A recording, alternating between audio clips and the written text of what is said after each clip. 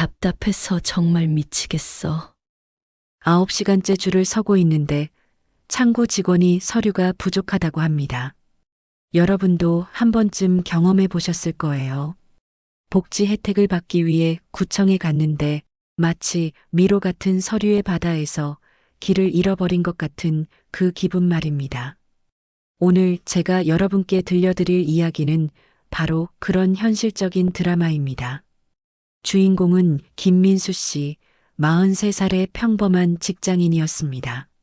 아니, 정확히 말하면 평범했던 직장인이죠. 회사가 갑작스럽게 부도가 나면서 하루아침에 실업자가 되었거든요. 퇴직금도 제대로 받지 못한 채 말입니다. 처음엔 괜찮다고 생각했어요. 젊은 나이도 아니지만 그래도 경력이 있으니까 금방 취업이 될 거라고 믿었습니다. 하지만 현실은 그렇게 호락호락하지 않았죠. 한 달, 두 달이 지나도 연락 오는 곳이 없었어요. 나이 때문인지, 경력이 애매해서인지, 아니면 요즘 취업 시장이 워낙 어려워서인지 모르겠지만요. 저축해둔 돈이 점점 바닥나기 시작했습니다. 아내는 파트타임으로 일하고 있지만 가족 4명이 살기에는 턱없이 부족했어요.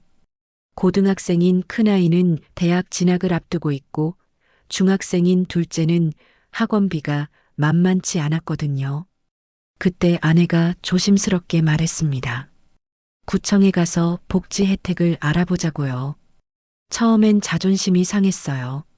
내가 언제부터 남의 도움을 받아야 하는 처지가 되었나 싶어서요. 하지만 현실 앞에서는 자존심도 사치였습니다. 드디어 구청에 가는 날이 되었어요. 민수 씨는 일찍 집을 나섰습니다. 인터넷으로 미리 찾아본 서류들을 가방에 꼼꼼히 챙겨 넣었죠. 가족관계 증명서, 주민등록등본, 소득 관련 서류들까지요. 이 정도면 충분하다고 생각했어요. 구청에 도착하니 벌써 많은 사람들이 기다리고 있었습니다. 번호표를 뽑고 보니 앞에 30명이 넘게 대기하고 있더라고요. 첫 번째 시련의 시작이었습니다. 1시간을 기다려서 드디어 창구에 앉았어요. 친절해 보이는 직원이 어떤 도움이 필요하냐고 물었습니다. 민수 씨가 상황을 설명하자 직원은 고개를 끄덕이며 서류를 확인해 보겠다고 했어요. 그런데 잠깐만요. 가족관계 증명서가 3개월이 넘었다는 거예요. 새로 발급받아야 한다고 합니다.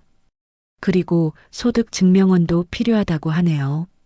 실업 상태라서 소득이 없다고 하니까 그래도 실업급여 수급 확인서가 필요하다고 하더라고요. 아, 그리고 배우자 소득도 확인해야 한다며 아내 직장의 재직 증명서와 소득 증명원도 가져오라고 하네요.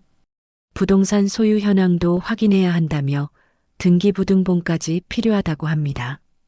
민수 씨는 멘탈이 나가기 시작했어요. 이렇게 많은 서류가 필요한 줄 몰랐거든요. 인터넷에는 간단한 서류들만 나와 있었는데 말이죠. 하지만 어쩔 수 없이 다시 집으로 돌아가야 했습니다. 이제 서류 발급의 지옥이 시작되었어요. 먼저 동주민센터에 가서 가족관계 증명서를 새로 발급받았습니다. 그 다음엔 국세청 홈페이지에서 소득증명원을 출력했죠. 실업급여 수급 확인서는 고용노동부 사이트에서 발급받아야 했어요. 아내 직장 서류는 또 다른 문제였습니다. 아내가 일하는 곳이 작은 업체라서 서류 발급이 쉽지 않았거든요. 사장님한테 부탁해서 겨우 재직 증명서를 받았어요. 그런데 소득증명원은 세무사 사무소를 통해야 한다고 하더라고요. 수수료만 2만 원이었습니다. 등기부등본은 또 어떻고요? 온라인으로 발급받으려고 했는데 공인인증서가 필요했어요. 그것도 갱신이 필요한 상태였죠. 은행에 가서 공인인증서부터 갱신하고 그 다음에야 등기부등본을 발급받을 수 있었습니다. 일주일이 걸려서 드디어 모든 서류를 준비했어요. 민수 씨는 이번엔 완벽하다고 생각했습니다. 다시 구청에 갔죠. 또 번호표를 뽑고 1시간을 기다렸어요. 그런데 이게 웬일입니까? 이번엔 다른 서류가 부족하다는 거예요. 자녀들의 학생증 사본이 필요하다고 하더라고요.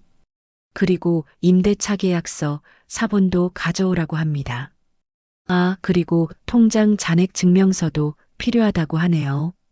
직원은 미안하다는 표정을 지었지만 민수 씨의 마음은 이미 바닥으로 떨어진 상태였어요. 왜 처음에 모든 서류를 다 알려주지 않았을까요? 왜 이렇게 복잡해야 하는 걸까요? 집으로 돌아가는 길에 민수 씨는 생각했습니다. 정말 도움이 필요한 사람들은 이런 복잡한 절차를 견뎌낼 수 있을까요? 노인분들은 어떻게 하시는 걸까요? 컴퓨터를 잘 모르는 분들은 온라인 서류 발급을 어떻게 하실까요? 세 번째 방문 때도 마찬가지였어요. 이번엔 건강보험료 납부 확인서가 추가로 필요하다고 하더라고요. 그리고 아이들 학교에서 발급하는 재학 증명서도 가져오라고 합니다. 복사비만 해도 몇천 원이 들어갔어요. 민수 씨는 점점 지쳐갔습니다. 취업 준비는 언제 하고 이런 서류 준비만 하고 있어야 하는 건지 답답했어요. 하지만 포기할 수는 없었죠.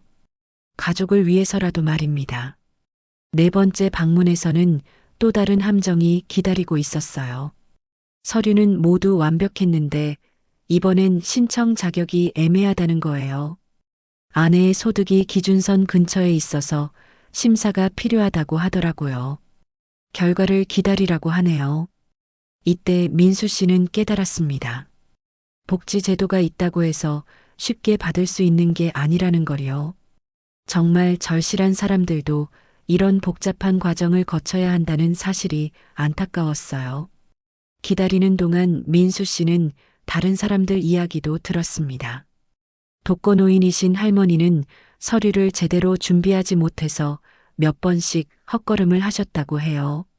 장애를 가진 분은 증명서 발급을 위해 병원을 여러 번 다녀야 했다고 하고요. 한 달 후에 드디어 연락이 왔습니다. 다행히 복지 혜택을 받을 수 있다는 소식이었어요.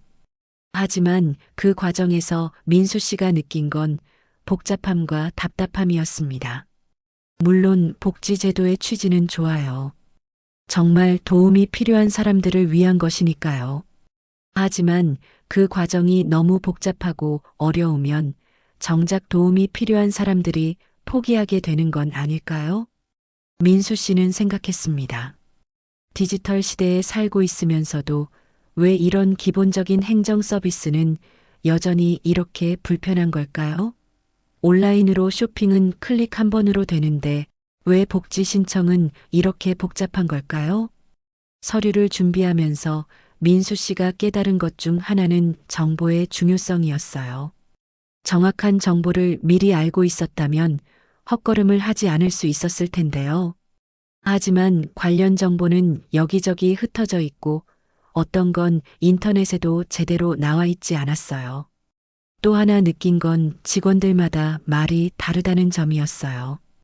같은 부서 안에서도 담당자에 따라 요구하는 서류가 조금씩 달랐거든요.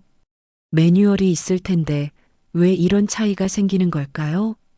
민수 씨는 이런 경험을 통해 우리 사회의 또 다른 면을 보게 되었어요.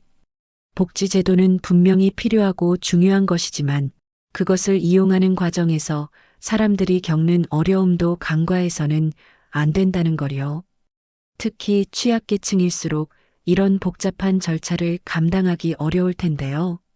글을 잘 모르시는 분들, 컴퓨터 사용이 어려운 분들, 몸이 불편하신 분들은 어떻게 하실까요? 정작 도움이 가장 필요한 분들이 제도의 사각지대에 놓일 수 있다는 생각이 들었어요. 그렇다고 해서 복지제도 자체를 비판하는 건 아니에요. 오히려 더 많은 사람들이 쉽게 접근할 수 있도록 개선되어야 한다는 생각이 들었습니다. 서류를 간소화하거나 온라인 시스템을 더 편리하게 만들거나 상담 서비스를 강화하는 방법들이 있을 거예요. 민수 씨의 이야기를 들으면서 여러분은 어떤 생각이 드시나요? 혹시 비슷한 경험이 있으신가요? 아니면 주변에서 이런 어려움을 겪는 분들을 보신 적이 있나요?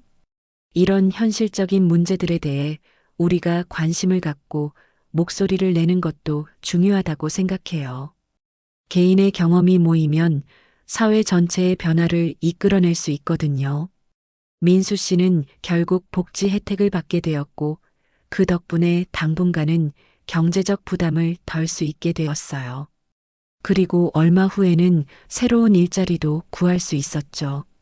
하지만 그 과정에서 겪었던 경험은 오래도록 기억에 남을 것 같아요. 우리 모두는 언젠가 이런 상황에 처할 수 있어요. 예상치 못한 실업, 갑작스러운 질병, 경제적 어려움은 누구에게나 올 수 있는 일이거든요. 그때를 위해서라도 이런 제도들이 더 친절하고 접근하기 쉬워져야 하지 않을까요? 오늘 이야기를 통해 여러분도 우리 사회의 복지 시스템에 대해 한번 더 생각해 보는 계기가 되었으면 좋겠어요. 그리고 혹시 주변에 어려움을 겪고 계신 분들이 있다면 작은 관심과 도움의 손길을 내밀어 주세요. 마지막으로 오늘 영상이 도움이 되셨다면 좋아요 버튼을 눌러주시고 구독도 잊지 마세요. 앞으로도 우리 일상 속의 다양한 이야기들을 여러분과 함께 나누고 싶습니다. 감사합니다.